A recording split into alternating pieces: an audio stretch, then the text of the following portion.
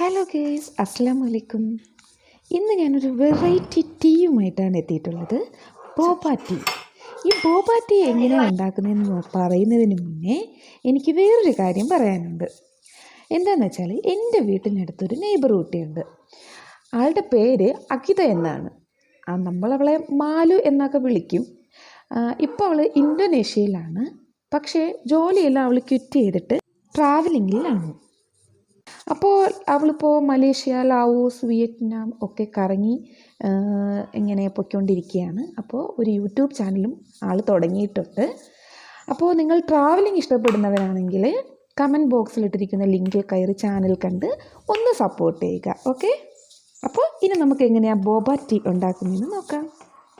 അതിനായി ഞാനിവിടെ എടുത്തിട്ടുള്ളത് കപ്പമാവും പിന്നെ കൊക്കോവ പൗഡറുമാണ്. ഒപ്പം തന്നെ നമ്മുടെ ജാഗ്രി ശർക്കരയും ചേർക്കുന്നുണ്ട്.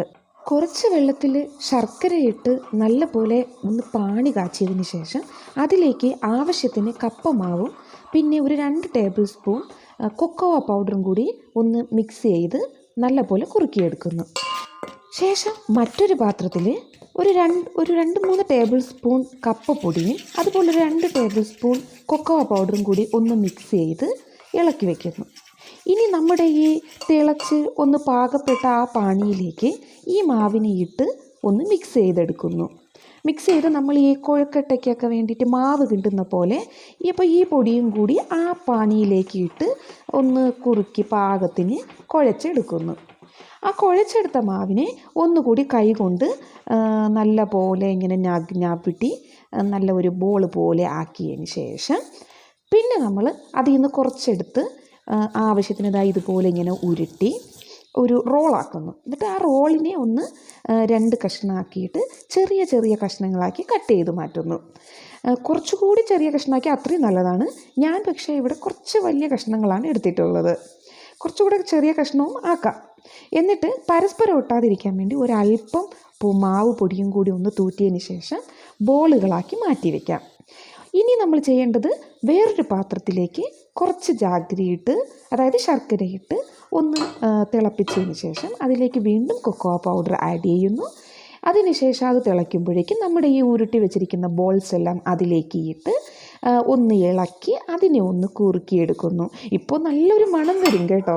നല്ല കൊക്കോവ പൗഡറിൻ്റെയും ആ ഒരു ശർക്കരയുടെയും എല്ലാം കൂടി ഒരു നല്ല മണമാണ്. ശേഷം നമ്മൾ ഓഫ് ചെയ്തതിന് ശേഷം നമ്മൾ ബോബ ടീ ആക്കുകയാണ്. അതിനായിട്ട് ഒരു ഗ്ലാസ് എടുക്കുന്നു. അതിലേക്ക് ഒരു 3-4 ഒക്കെ സ്പൂണ്, ഞാൻ ചെറിയ സ്പൂണായതുകൊണ്ട് ഒരു 3-4 സ്പൂണ് നമ്മുടെ ബബിൾസ് ഇട്ടിട്ടുണ്ട്. ഇതിനെ ബബിൾ ടീ എന്നും പറയും കേട്ടോ. ഇനി ഞാൻ വേറൊരു കാര്യം പറയാം. ഇത് നമ്മുടെ തായ്വാനിലാണ് ഇത് ഉത്ഭവിച്ചത്. ഈ ഒരു ടീ നമ്മളിവിടെയൊന്നും നമ്മൾ കണ്ടിട്ടില്ല. 1980കളിലാണ് ഈ ഒരു ചായയെപ്പറ്റി ആളുകൾ അറിയാൻ തുടങ്ങിയത്. ഇതിനെ ബബിൾ ടീ എന്നും പറയുന്നുണ്ട്. പിന്നെ കുട്ടികൾക്കൊക്കെ വളരെ ഇഷ്ടപ്പെടും, നന്നായിട്ട് ഇഷ്ടപ്പെടും കുട്ടികൾക്ക്. ഇവിടെ എൻ്റെ 2 മക്കൾക്കും ഇപ്പോൾ ഇതിന് ഭയങ്കരമായിട്ട് അഡിക്റ്റഡ് ആയിട്ടുണ്ട്. ഭയങ്കര ഇഷ്ടമാണ് അവർക്ക്. അപ്പോൾ എല്ലാവരും ഉണ്ടാക്കി നോക്കണം.